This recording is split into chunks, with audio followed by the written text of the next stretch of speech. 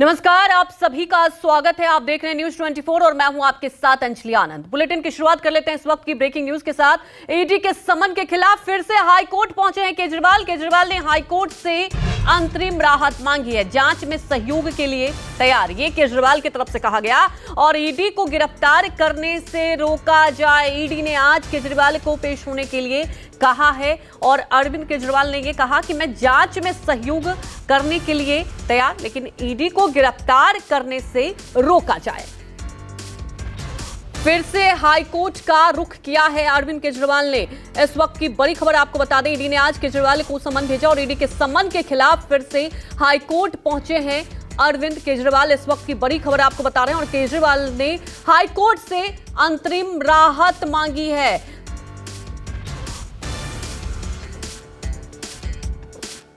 दिल्ली के मुख्यमंत्री अरविंद केजरीवाल जी ईडी के समन्स के खिलाफ दिल्ली हाईकोर्ट गए हैं। नो कोअर्सिव एक्शन की अपील लेके वो हाईकोर्ट गए हैं। वो चाहते हैं कि वो ईडी की इन्वेस्टिगेशन को ज्वाइन करें, ईडी के साथ कोऑपरेट करें, लेकिन हमारा ऐसा मानना है कि ईडी अब एक इंडिपेंडेंट इन्वेस्टिगेटिंग एजेंसी नहीं है।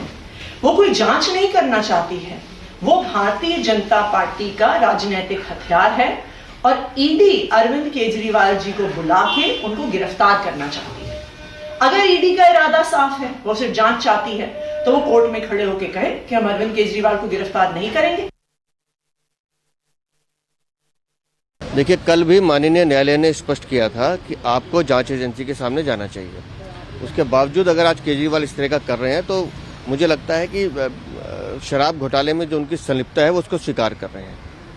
और जिस तरह का व्यवहार वो एक रास्ता दिखा रहे हैं देश में, तो हर आरोपी जिसको सम्मान आ रहा है अगर इस तरह का व्यवहार करने लगे तो फिर न्यायालय की परिभाषा एक बार तय करने की आवश्यकता पड़ती है। और केजरीवाल जो अपने आप को कट्टर ईमानदार कहते हैं, मुझे ऐसा लगता है कि उन्हें चाहिए कि जाके जांच एजेंसी के सामने जाएं, अपनी स्थिति स्पष्ट करें।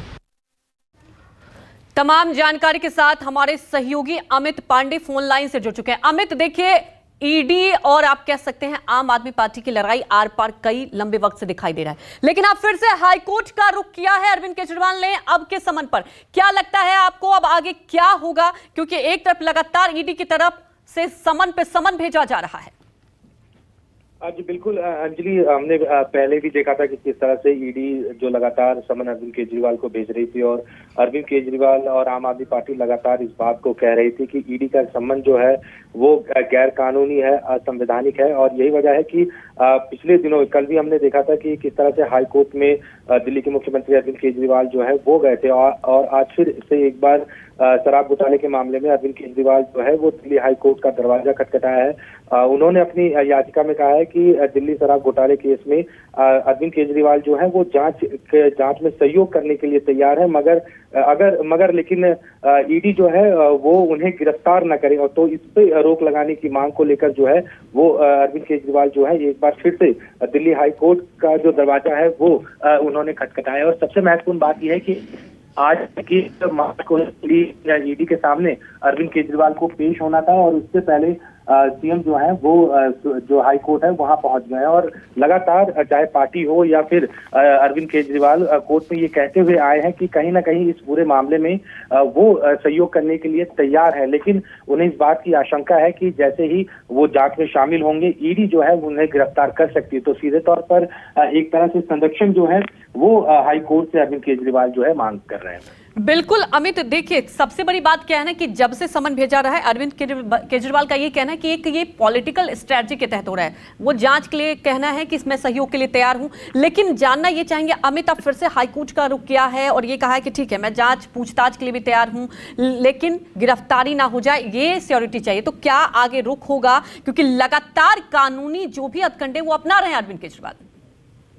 देखिए अंजलि, सबसे पहले इसकी बैकग्राउंड को समझना जरूरी है, क्योंकि पिछले दिनों जिस तरह से चाहे वो मनीष सिसोदिया की गिरफ्तारी हो या फिर संजय सिंह की गिरफ्तारी हो, इन दोनों मामलों में हमने देखा था कि पहले अरविंद केजरीवाल को सीबीआई ने पूछताछ के लिए बुलाया था और उसके बाद मनीष सिसोदिया को पहले सीबीआई ने पूछताछ के लिए बुलाया, उसके बाद ईडी ने पूछताछ के लिए बुलाया और 2-3 राउंड पूछताछ के बाद अचानक से एक दिन मनीष सिसोदिया को गिरफ्तार कर लिया जाता है। और उसी के बाद हमने देखा कि अगली कड़ी में उसमें संजय सिंह का नाम आता है। जब अचानक से ईडी की टीम उनके घर पहुंचती है, सुबह से लेकर शाम तक छापेमारी होती है और शाम होते होते ये खबर निकल के आती है कि संजय सिंह को जो है वो ईडी गिरफ्तार कर दी। तो सीधे तौर पर अरविंद केजरीवाल और आम आदमी पार्टी का ये आरोप है कि बीजेपी के कहने पर, केंद्र सरकार के कहने पर जो एजेंसियां हैं, खासकर ईडी को टारगेट किया जा रहा है कि वो जानबूझकर एक पॉलिटिकल एजेंडे के तहत इस पूरे मामले को, जो कि शराब घोटाले का मामला है, उसे लगातार आम आदमी पार्टी कहती है कि इसमें कोई घोटाला नहीं हुआ है, लेकिन बावजूद पॉलिटिकल राइवलरी दिखाने की कोशिश के चक्कर में ये जो इनके जो सहयोगी रहे, चाहे मनीष सिसोदिया हो या फिर संजय सिंह हो, उनको ईडी गिरफ्तार कर रही है। और बार बार आम आदमी पार्टी ये कह रही है कि कोर्ट में ईडी के तरफ से कुछ भी ऐसे सबूत नहीं पेश किए जा रहे हैं कि जिससे ये साबित हो कि शराब घोटाला जो है वो हुआ है। लगातार आम आदमी पार्टी ये कह रही है कि बीजेपी के जो नेता है या जो ईडी है, पहले कह रही थी कि 1,000 करोड़ का घोटाला है। जी बिल्कुल, देखिए लगातार वही कहा जा रहा है अरविंद केजरीवाल की तरफ से। लेकिन अमित, ये भी तय है कि देखिए लोकसभा चुनाव है और ये तमाम वजहें हैं कि लगातार आप ईडी बनाम आम आदमी पार्टी कह सकते हैं, और एक तरफ से लगातार आम आदमी पार्टी का यही कहना है कि जो एजेंडा है कि आम आदमी पार्टी को खत्म कर दिया जाए, वो नहीं होने दिया जाएगा। हमारे साथ जुड़ने के लिए आपका शुक्रिया।